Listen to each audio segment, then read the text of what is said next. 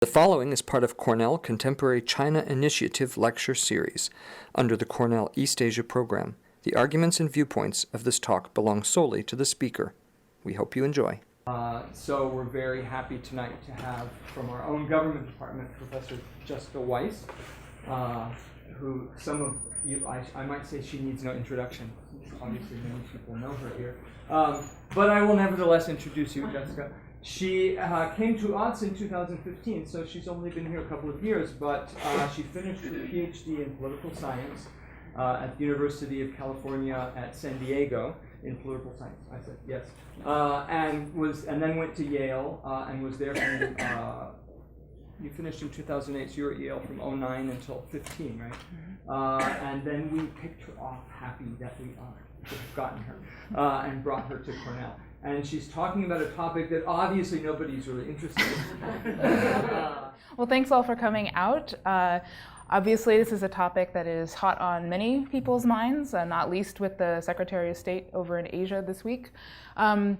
How do you give a talk about contemporary issues and base it in research? Well, here I'm going to try. I have two different projects in progress that I think speak to this question of how China sees Trump and what we might see on the horizon for U.S.-China relations, particularly. So far, we've had kind of there's been a few different bumps, but largely, things have proceeded apace. We haven't witnessed any conflicts, but if things should get a little bit dicier, a little bit higher risk, how might we expect the Chinese government to react? So I want two parts to this talk. First, what are some lessons from past campaigns and elections in terms of China's strategy towards newly elected leaders like Donald Trump? And second, what are some prospects going forward? The focus of my first book is on how China has successfully managed nationalism, particularly nationalist protests. I put in parentheses in China because as we are witnessing here in the United States, nationalism is not just unique to China, and so how exactly that will play out here, I won't get into. Similarly, I'm interested in the Chinese side of how the public in China might react to potential provocations or U.S. military maneuvers in the region, and we'll draw upon some surveys that I've done recently.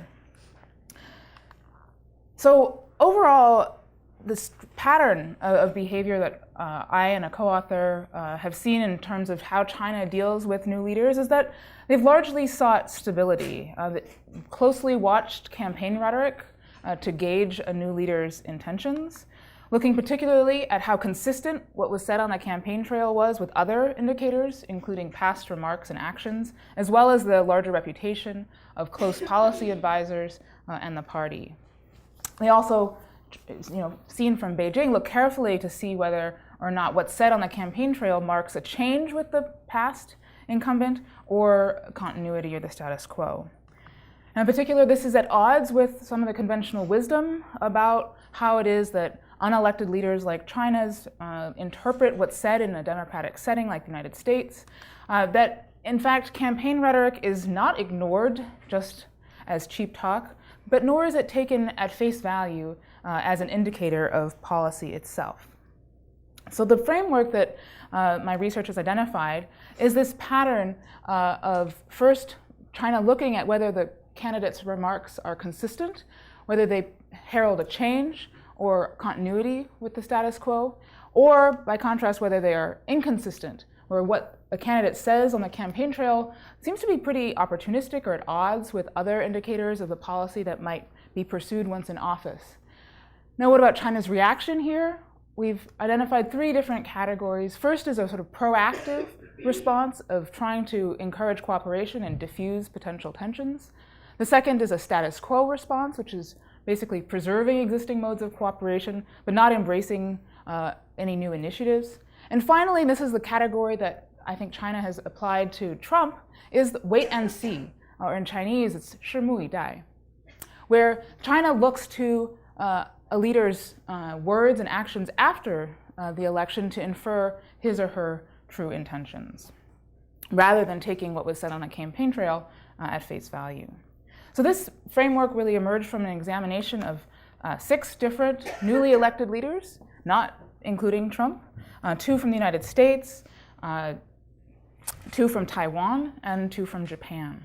Now these are, in some ways, similar cases in that China is often an important campaign issue, but often not decisive. But they are different types of democracies, with the presidential system here, parliamentary in Japan, and a semi-presidential in Taiwan. So these differences from a social science perspective imply that any similarities that we see are all the more striking.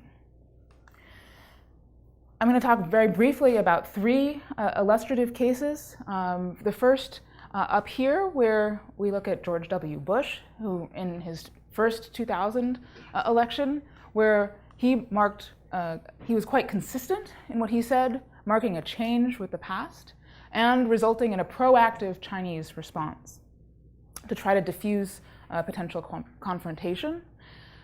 I then went to look at Obama, who was quite consistent, but he was mostly in favor of maintaining the status quo with China, at least. And then finally, a case of inconsistency, here, the case of Taiwan's Chen, and I'll go into these very briefly now. So here we have George W. Bush, the younger.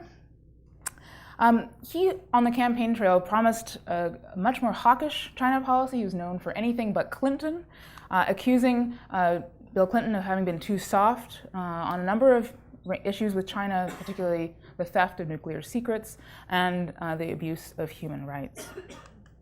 And this was consistent with the hawkish set of advisors surrounding Bush, as well as the reputation of the Republican Party for a more tough security orientation.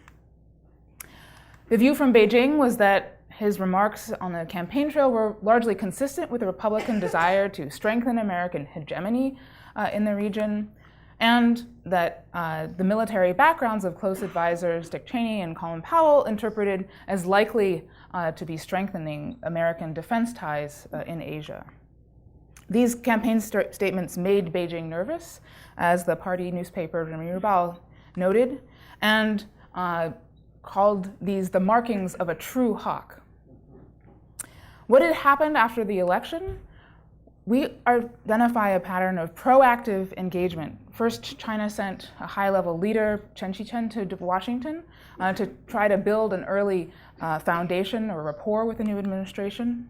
Not long after, a US reconnaissance plane and a Chinese fighter pilot collided over Hainan Island, known as the EP3 crisis, one that people worry about happening again today. But despite the fact that it's probably the case that the Chinese plane caused that collision, nonetheless, it did become a little bit of an incident. Nonetheless, once it became apparent to the Chinese side that technically the US side must have been not at fault, was innocent, the Chinese side sought an early resolution of the crisis, accepting the phrase "very sorry" as opposed to insisting on a formal apology. And in particular, it's noteworthy that they prevented anti-American demonstrations, despite quite high tensions at the time. Next, I looked at Barack Obama here and his younger self in 2008. Now, Chinese perceptions of Obama were consistent with the status quo. He didn't criticize Bush, who after September 11th, largely adopted a quite moderate China policy as the Bush administration focused on the war on terror. And instead, Obama pledged a long-term positive and constructive relationship with China. He was a little bit upset with China on the currency issue, but overall largely advocated a policy of continued engagement, which was consistent with the positions of his advisors, Brzezinski and Lake. Overall, in 2008, China was a relatively low salience issue. The view from Beijing is that was a sense of confidence that US-China relations would remain on an upward trajectory, regardless of who won the White House. Premier Wen Jiabao at the time stated that bilateral relations he expected would continue to progress. Ultimately, China made minimal adjustments to policy towards the United States. Now, a number of people looking at the opening months of the Obama administration felt a sense of disappointment, particularly in the US media, with how China responded to the Obama administration's overtures. But nonetheless, China did not take advantage of Obama's more conciliatory approach, despite growing perceptions after the Great Recession that the United States was in decline. As with Bush, there was an incident early on in the administration, but this, the impeccable incident, reflected, in our view, a pattern of longstanding opposition to US military activities within China's claimed exclusive economic zone. Part of a, quote, longstanding strategic chess match rather than timed to coincide with the early portion of the Obama administration's tenure in office. Indeed, despite this incident, naval exchanges continued at one of their highest levels. The foreign minister from China visited Washington, and indeed a new strategic track of the strategic and economic dialogue was announced. Now finally, we get to a case of inconsistency, a candidate who said things that appeared quite opportunistic on the campaign trail. This was Taiwan's Chen.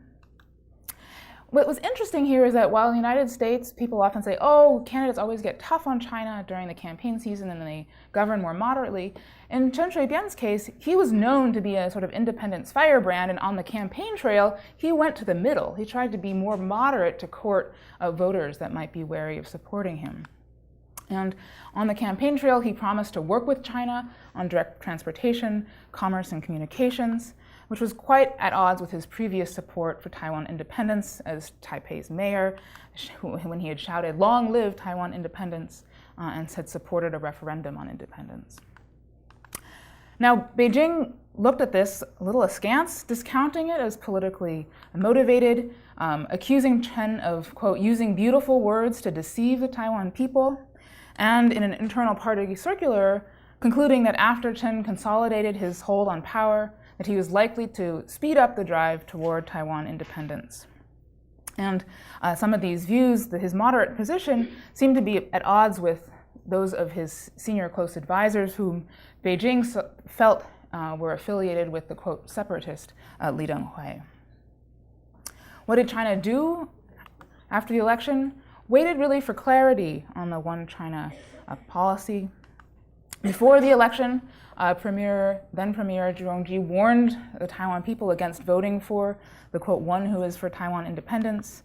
And after the election, actually ordered patience in the media coverage of Chen, using the phrase, "We will listen to the words and observe the actions of Taiwan's new leader and wait and see in which direction he takes cross-strait relations." And indeed, it was this phrase, "One China," that was used ultimately as a litmus test for Chen's true intentions. Initially, China offered a more lenient definition of One China, but it wasn't until years later that ultimately China resumed threats to use force if Chen did not abandon his what were perceived as moves toward independence. So then what does this all imply for China's reaction to Trump? What are the lessons that we can draw? Or a couple months ago, or right around, we're in March now, this was published in December.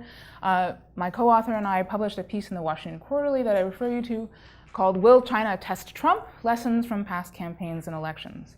And the upshot is that Trump was an inconsistent campaigner.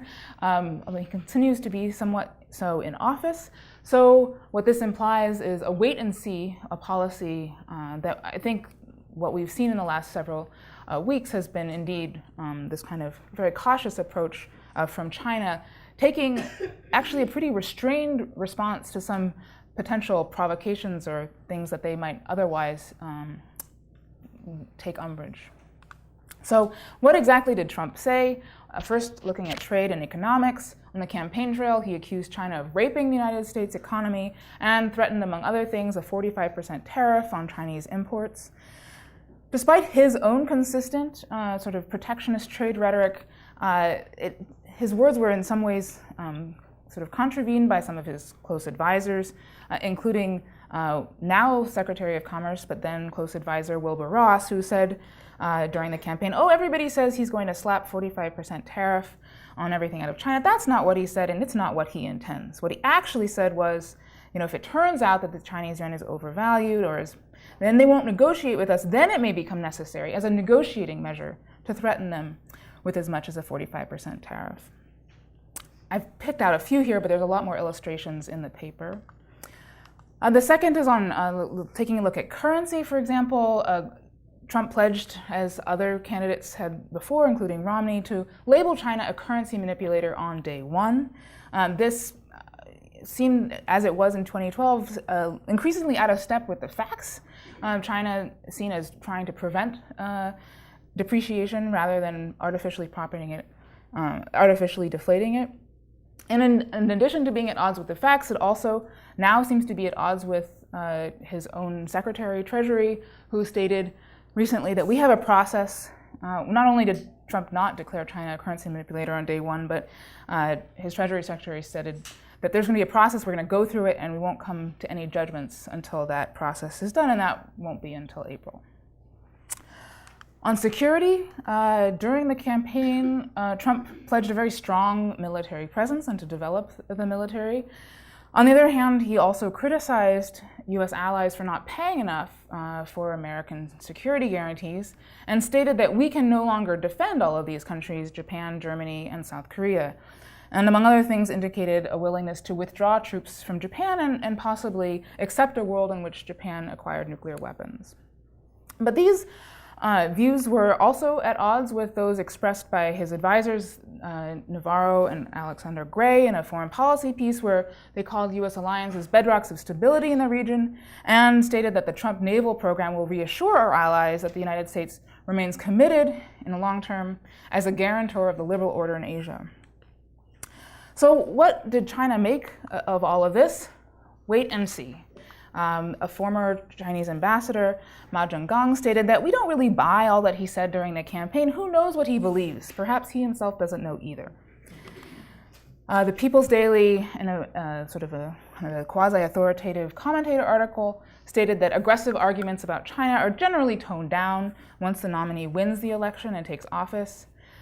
Some commentary from academics here, Jia Qingguo, stated that his presidency brings enormous uncertainty. No one knows what he will do given his lack of prior political experience, no systematic description of his policies, so who knows. Shen Dingli, again commenting on his lack of experience, and overconfidence could bring great uncertainties, leading to potential frustration and impulsiveness. So here we have a PLA NDU's Jean Yinan stating that as for actually what will happen, we have to wait and see. But one thing is certain, he'll be different from Obama and Hillary. So what are the actual actions that China has taken subsequent to his election? Well, first, the Chinese media were ordered by the leadership to follow the official line, Xinhua Party line, in covering Trump, so to avoid potential inflammatory coverage. And the Central Office of Stability Maintenance had instructed units to prevent protests over sovereignty issues, which could involve US intervention. In addition, we saw China taking a relatively modest tack in response to Trump's post-election phone call with Taiwan's Tsai Ing-wen, which may have, this restraint appears to at least so far have paid off, with Trump apparently acknowledging the one China policy or pledging to uphold it, although the details, I think, are still to be forthcoming. Others have suggested that Beijing has scored a win with Secretary of State Tillerson's recent visit to Beijing. Again, so far it's a lot of verbiage. I think we'll have to wait and see what actually happens, including when Xi Jinping visits the United States. So, prospects for US-China relations going forward. China's objectives, as far as I can see it, is stability all the way down, internally and externally. We have the approaching 19th Party Congress, an important period at which a new generation of leaders will be, and Xi Jinping's potential successor could be anointed. But the US policy and process is still very much in flux, to be determined. You have headlines like the White House civil war breaks out over trade, so it's even within the administration, it's unclear whose voices really represent the direction that US policy toward Asia, what direction that will take. So what might we look at to ascertain what will guide Chinese policy and potential reactions going forward? First, as I mentioned, I've written a book on how China has managed nationalism called Powerful Patriots, Nationalist Protest in China's Foreign Relations. But we've also seen consistently under Xi Jinping a repression or sort of preemption of large-scale anti-foreign street demonstrations. Now, very large protests took place in 2012, right before he took office, so the lessons of that and the repercussions of that may still be felt. This crackdown or sort of preemptive repression of nationalist demonstrations is consistent with a broader crackdown on collective action and mobilization under Xi Jinping, including of lawyers and NGOs and labor. But nonetheless, we have seen instances in which would-be protests against Vietnam, against the Philippines, and now most recently against South Korea have been largely repressed amid different territorial standoffs in the South China Sea, as well as the deployment of THAAD in South Korea. But despite the largely sort of restrained approach that the leadership has taken towards street demonstrations, consumer boycotts and commercial pressure has been encouraged or at least tolerated against both the Philippines and South Korea most recently. Although here you can't really see it, but there's a picture of some of the instructions that were sent down to maintain stability this month in the wake of the THAAD deployment, or right around the time it was being decided. But despite the fact that China has a pretty good track record of managing nationalism, still the top leadership has placed great emphasis on at least paying lip service to placating public opinion. Xi Jinping stating that winning or losing public support is an issue that concerns the Communist Party's survival or extinction. And this is particularly true of opinion online, where more than 2 million analysts have been employed by the government to both monitor internet commentary and also to win the so-called guerrilla battle in the mass microphone era, according to the head of the People's Daily Public Opinion Monitoring Unit. And indeed, an editor of the People's Daily stated that the internet is one of the biggest variables that the Chinese Communist Party faces in managing public opinion more generally. This then leads me to segue into some of the research I've been doing on Chinese public opinion and wondering, well, in a future or ongoing crisis, how might the Chinese public react and what kind of public pressure might the Chinese leadership feel from nationalist voices or non-nationalist voices online?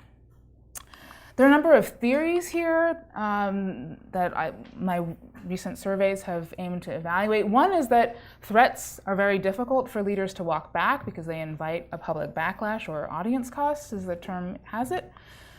We also put forward the idea that tough but vague talk, or bluster, which may be enjoying a renaissance under Trump, but this too may have some benefit, not quite as committing, but may be signaling sort of a general toughness that the domestic public enjoys, or some portions of it enjoy. But not everything is under the control of a particular set of leaders in a crisis. So what happens when foreign governments take actions that are deemed provocative? What kind of pressures do those put on leaders? And finally, particularly in a context like China, where the media is subject to official control, how effective are is spin or media narratives and official justifications in shaping the public opinion that they then may respond to? So I and a co-author, a former colleague at Yale, ran a survey of Chinese netizens, fielded over time, first to capture the effects of some real-world events, including US military patrols in the East and South China Seas. And it also included some experimental manipulations, all of which sort of ended with China not taking action, essentially preserving the status quo, but seeing what happens if you remind Chinese netizens of other events or hypothetical developments. What we find in brief is first that empty threats are costly. What we told our respondents was that the Chinese government stated that the neighboring country must recognize Chinese sovereignty or China would use force to take the territory. In the end, they didn't. And this increased the disapproval of our respondents who said, oh, strong start, weak finish, lost national honor, all words, no actions. These are some of the justifications or explanations that our respondents gave for their decrease in approval. We also found that bluster can work. So this was a real-life example of where we reminded respondents of the air defense identification zone that the Chinese government declared in November of 2013. Unlike that explicit threat to use force, in this case, the Chinese authorities said that they would take defensive emergency measures and didn't really promise a particular outcome. So this is, in some ways, a form of bluster. This statement, reminding them of the ADIZ, increased approval.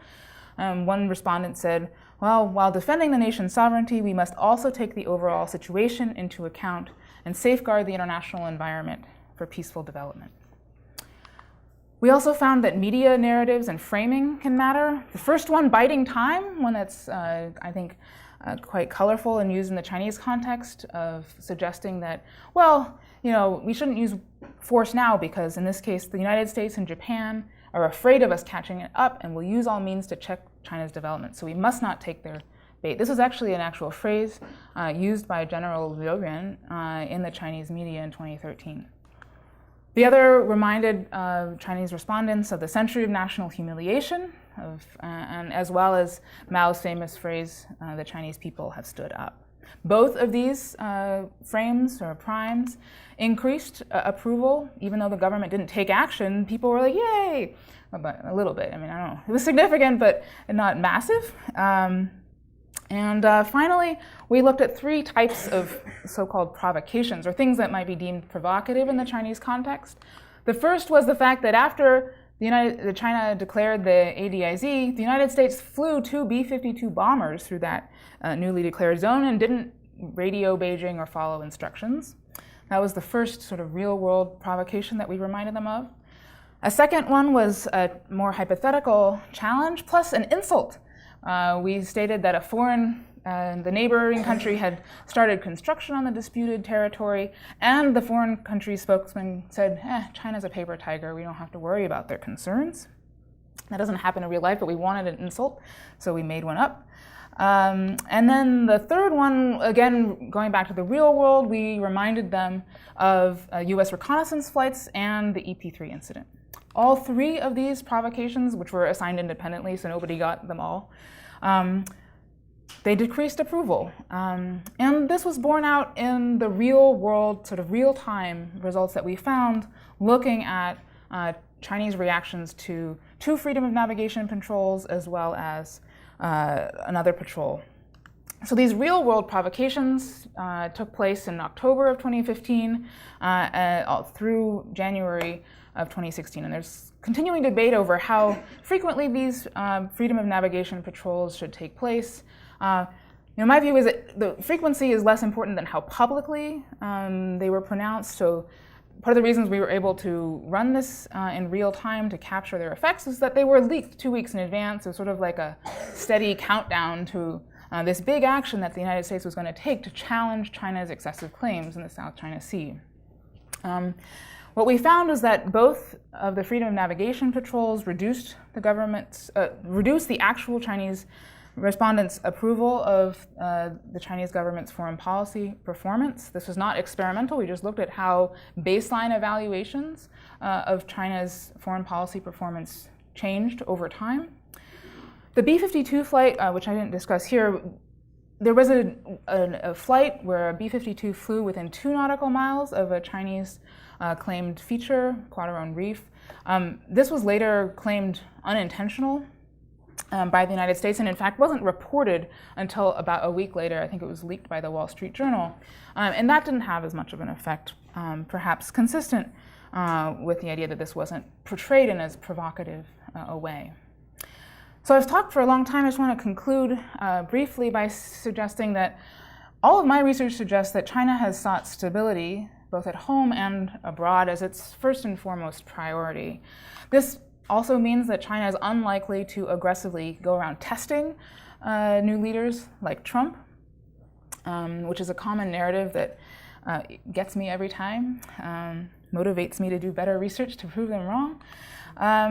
And then, China showed a pretty good ability to manage popular nationalism, but I think that its ability to manage public opinion and popular nationalism is only to an extent. For example, the freedom of navigation patrols led to a decrease in popular approval. The Chinese government didn't somehow evade that disapproval. It was really difficult to, even in a context like China, to prevent the international news from kind of coming in and causing a public reaction. And if anything, the government's best reaction seems to be to get out in front of, or at least engage in some sort of blustery rhetoric to challenge these foreign so-called provocations. And so if anything, it seems that they have some tactical flexibility, not necessarily responding that with, retaliating, but nonetheless sort of stoking sort of greater public appetite for vengeance, biding time for the future. So China may feel pressure to respond, especially to high-profile provocations. So I focused a lot on the sovereignty and security issues, in part because I think those are the most sensitive and likely flashpoints for conflict. If we only get into a trade war with China, I will be relieved. Thank you.